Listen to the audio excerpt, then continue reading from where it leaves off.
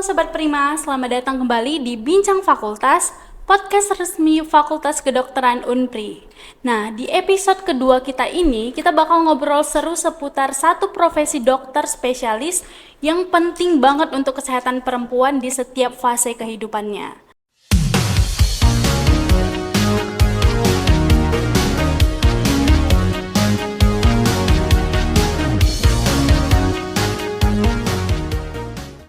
Nah, banyak yang mengira bahwa dokter obgyn itu hanya untuk ibu hamil. Padahal perannya itu jauh lebih luas, mulai dari masa remaja, dewasa, hingga lanjut usia. Semua perempuan itu bisa dan perlu berkonsultasi dengan dokter spesialis kebidanan dan kandungan. Nah, tapi sebelum kita bahas lebih dalam nih, sekarang kita lagi bareng dokter kita. Boleh perkenalan dok dengan Sobat Prima agar lebih kenal dan dokter, khususnya para perempuan. Ya, saya Dr. Adi Amansyah, SPOK, konsultan fertility, endokrinologi, reproduksi. Oke dok, kita langsung ke pertanyaan pertama aja ya dok. Nah dok, banyak yang mikir kalau dokter kandungan itu cuma buat ibu hamil. Nah padahal peran dokter itu jauh lebih luas lagi nggak sih dok? Oh iya. Jadi kita ini sebagai dokter spesialis kebidanan dan penyakit kandungan atau obstetri dan ginekologi. Sekarang saya akan menjelaskan apa itu obstetri. Obstetri itu atau kebidanan adalah dokter yang menangani tentang kehamilan dan persalinan dan masalah-masalah yang timbul. Sedangkan ginekologi adalah dokter yang menangani tentang gangguan daripada reproduksi wanita. Jadi dari dua garis besar ini dokternya dibagi menjadi 5 subspesialis. Yang terdiri dari pertama adalah subspesialis fitomaternal atau ibu dan bayi. Ini akan memeriksa kemungkinan gangguan-gangguan yang timbul atau pasien mengalami risiko tinggi pada kehamilan dan persalinan. Yang kedua adalah fertility endokrinologi reproduksi, yaitu dokter ini lebih mendalami di bidang daripada kesuburan dan hormon-hormon kehamilan. Yang ketiga adalah dokter subspesialis onkoginekologi. Onkoginekologi ini adalah dokter yang mendalami di bidang kanker atau tumor di bidang ginekologi, organ reproduksi wanita. Kemudian selanjutnya adalah yang keempat adalah subspesialis uroginekologi, yaitu dokter yang mengkhususkan di bidang daripada kelemahan atau gangguan di organ dasar panggul. Contohnya penyakit prolapsus uteri dan penyakit-penyakit lain yang ditimbulkan pada wanita.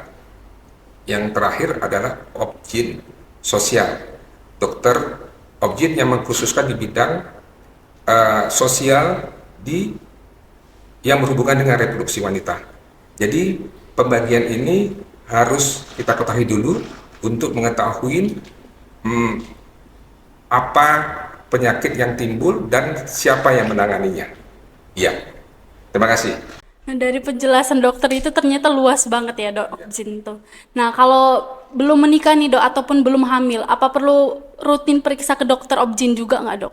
Ya, sebelum menikah maksud saya, sebelum menikah sebaiknya pemeriksaan pada dokter kebidanan itu yaitu di atas 21 tahun atau sebelumnya tetapi aktif secara seksual.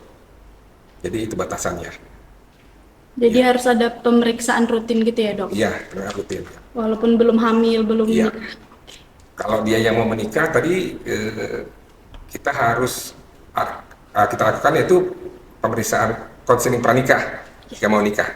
Ya, jadi baik suami maupun calon istrinya kita konseling, kita jelaskan, kita edukasi mengenai apa-apa saja yang akan dilakukan menjelang pernikahan. Nah di konseling pernikahan itu berarti ada juga kayak cek kesuburan gitu nggak dok? Iya, biasanya kita nanti semuanya kita lakukan pemeriksaan, kemungkinan penyakit yang ada, kemungkinan penyakit yang timbul, biasanya kita evaluasi. Ya. Nah, apa aja sih dok masalah kesehatan yang biasa ditangani dokter obgyn selain soal kehamilan, soal persalinan gitu, Dok. Ya, tadi sudah saya sebutkan ada subspesialisnya. Iya. Tadi kehamilan dan persalinan itu ditangani oleh dokter yang subspesialis fetomaternal atau objin umum juga bisa melakukannya. Tapi selain itu misalnya tumor-tumor, misalnya masalah tadi kesuburan, kesuburan dilakukan oleh dokter subspesialis fertility endokrinologi reproduksi. Tadi dokternya menangani kesuburan dan hormon-hormon kehamilan, hormon reproduksi. Kemudian kalau misalnya tadi ada tumor, ada kanker, ada kista yang menuju ke keganasan, dokter subspesialis onkoginekologi. Sedangkan yang kalau misalnya tadi perannya turun, itu ke subspesialis uroginekologi. Sedangkan yang untuk yang satu lagi objin sosial itu, yaitu biasanya melakukan penelitian, penyuluhan, penilaian terhadap apa yang terjadi di masyarakat mengenai kesehatan reproduksi. Ya. Oke. Lanjut ke pertanyaan selanjutnya ya, Dok. Mungkin ini agak umum sih, kayak sebagai perempuan juga memang pengen nanya gitu, Dok. Kalau misalnya haid nggak teratur nih, Dok, kalau tahu nyeri berlebihan, itu perlu konsultasi ke objin juga nggak, Dok? Iya, kalau haid yang tidak teratur, sebaiknya memang konsul ke dokter objin gitu ya. Kalau misalnya memang telah terjadi lebih dari 3 siklus gitu, 3 siklus. Walaupun belum ada batasannya tertentu biasanya kalau tidak teratur. Jadi sebaiknya kita lakukan pemeriksaan apa penyebabnya. Itu kira-kira. Kalau misalnya kayak, kan kita pernah dengar juga mungkin orang lain, kayak minum, kalau sakitnya berlebihan minum air kelapa, minum air ini tuh ngaruh nggak, Dok? Oh iya, kalau nyeri haid itu biasanya bisa disebabkan oleh penyakit-penyakit tertentu. Biasanya penyakit endometriosis. Endometriosis itu di mana selaput di rahim itu berada di luar daripada rongga rahim. Jadi dia menimbulkan rasa nyeri pada saat haid. Selain itu ada yang normal-normal aja, tapi kadang-kadang ambang nyeri seseorang itu berbeda-beda. Misalnya saya dicubit nggak tahan, dia barangkali lebih tahan, kan gitu lebih tahan. Jadi berbeda-beda. Biasanya kalau misalnya terasa kram atau nyeri, kita bisa kompres tuh, pakai air hangat bagian bawah. Kemudian banyak minum air putih, makanan-makanan yang berserat. Coba olahraga ringan. Kita coba itu dulu, apakah berkurang atau tidak. Sedangkan tadi minum Air kelapa. Air kelapa bisa saja, itu juga terdiri daripada mineral-mineral yang cukup baik. Satu lagi, tidak terlalu menimbulkan efek yang signifikan untuk itu secara medis ya gitu. Oke. Berarti ini untuk sebagian perempuan nih, Dok, masih ada yang takut dan malu ke dokter kandungan. Oh iya. Nah, itu karena kan mereka itu masih belum menikah. Nah, gimana cara mengubah stigma itu, Dok? Oke. Masih malu ke dokter kandungan memang biasanya kita upayakan dari edukasi dan komunikasi. Ya, edukasi dan komunikasi. Sekarang pendidikan juga lebih tinggi, kemudian informasi begitu cepat. Jadi biasanya kita lakukan dengan pendekatan secara personal, secara keluarga, bahwasannya pemeriksaan kebidanan itu bukan suatu hal yang tabu. Jadi sekarang kemudian kita berikan pengarahan-pengarahan, baik keluarga, orang-orang terdekat maupun lingkungan sekitarnya. Saya rasa itu. Oke. Nah, Dok, pemeriksaan apa aja sih yang sebaiknya dilakukan secara rutin oleh perempuan kayak pap smear, USG atau check up umum gitu? Ya, sebaiknya kita lakukan pertama-tama ya cek yang biasa paling nggak setahun sekali untuk wanita. Kalau kita pap smear biasanya 21 sampai 29 tahun itu 3 tahun sekali. Kalau misalnya di atas 30 biasanya 5 tahun sekali. Tapi kalau misalnya sebaiknya wanita yang aktif berhubungan seksual dapat dilakukan ya setahun sekali paling tidak. Pemeriksaan USG dan pap smear. Berarti ada jadwalnya gitu ya, Dok? Iya, ada jadwalnya. Oke. Kalau misalnya punya keputihan yang nggak normal nih, Dok, sebaiknya ke dokter umum atau langsung ke objin aja? Oke, kalau keputihan misalnya masih yang pertama tidak menimbulkan nyeri, menimbulkan berdarah banyak, atau demam, itu bisa ke dokter umum dulu, boleh. Tapi kalau misalnya tadi yang tadi saya sebutkan terdapat misalnya demam, kemudian pendarahan, bisa langsung ke dokter obgyn. Tapi ingat, kita punya satu sistem rujukan, misalnya dokter umum juga nanti misalnya ada kendala dalam pengobatan, biasanya mereka merujuk ke dokter kebidanan. Ya. Berarti kalau masih keputihan normal nggak apa-apa ya dok? Iya, coba ke dokter umum boleh. Kalau misalnya ingin pasang KB nih dok, lebih baik ke bidan atau ke dokter kandungan gitu dok? Iya, untuk pemasangan KB, implan gitu bisa dapat di bidan di puskesmas, di klinik. Bidan bukan hanya memasang, konseling untuk KB juga dapat dilakukan di bidan. Tapi jika misalnya ada masalah atau ingin mendapatkan informasi yang lebih mendalam, dapat kita mendatangi dokter kebidanan dan penyakit kandungan. Oke, berarti kayak bidan secara umumnya aja ya dok? Ya, Karena kayak penyuluhannya, ya, kalau mau lebih dalam ke dokternya langsung? Iya, ke dokter lebih komprehensif, lebih dalam, lebih apa. Oke. Kalau untuk yang sedang promil nih dok, apa peran dokter kandungan dalam mendampingi prosesnya? Iya, untuk promil itu program yang ditangani oleh dokter subspesialis fertility endokrinologi reproduksi. Nah, jadi biasanya itu kita lakukan pemeriksaan umum dulu, kita melakukan pemeriksaan dasar secara khusus, apa penyebabnya baik suami maupun istri. Kemudian kita tentukan apa penanganannya jika jadi masalah. Misalnya ada polip, ada miom, haidnya tidak teratur, itu diperbaiki dulu. Kemudian baru kita lanjutkan programnya. Programnya itu ada 4. Biasanya kalau bagus-bagus kita coba dengan senggama terencana dan usianya masih muda. Senggama terencana itu hubungan suami istri yang direncanakan. Kapan berhubungannya? Nanti kita lihat nilai sel telurnya berapa besar.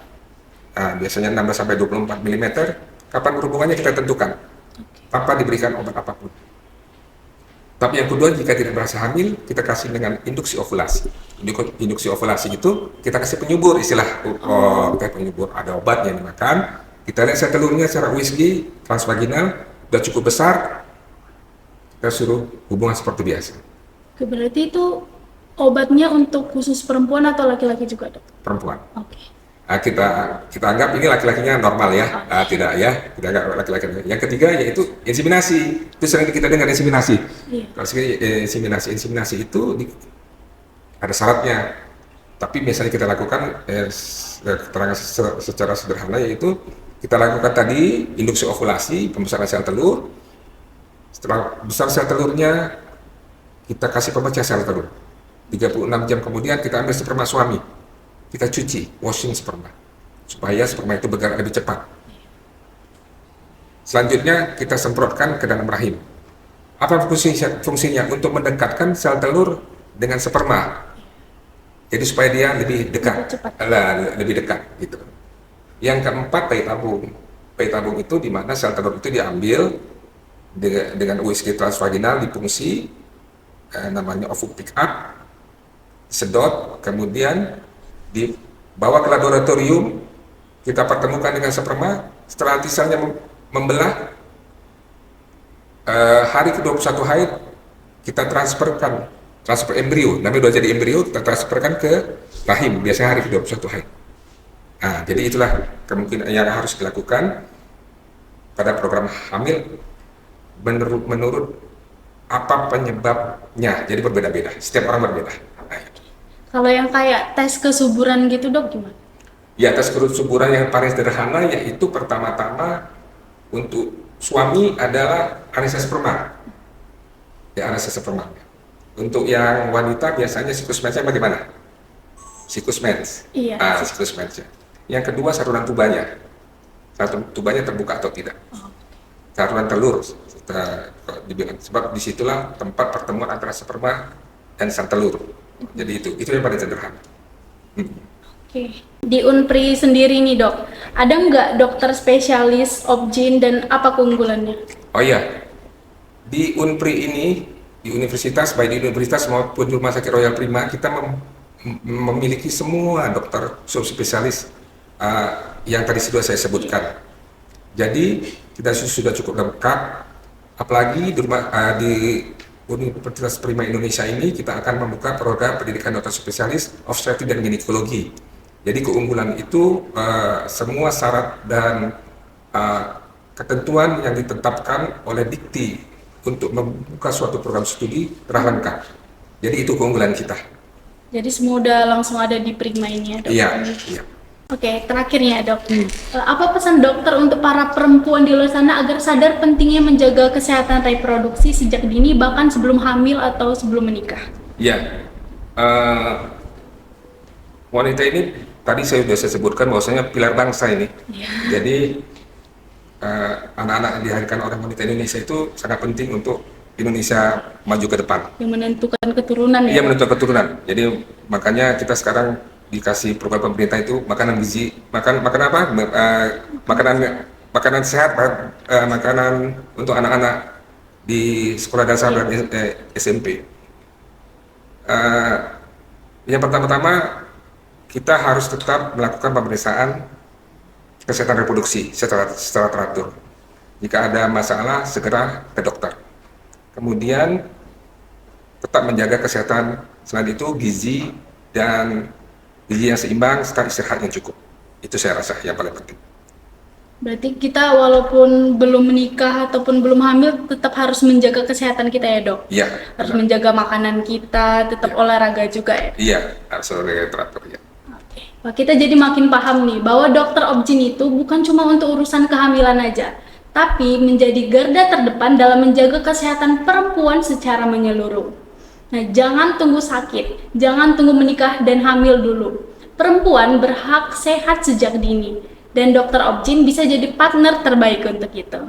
Nah, buat kamu yang punya cita-cita jadi dokter yang berdampak bagi kesehatan perempuan Indonesia, kabar baiknya, Unpri sudah membuka program pendidikan dokter spesialis kebidanan dan kandungan.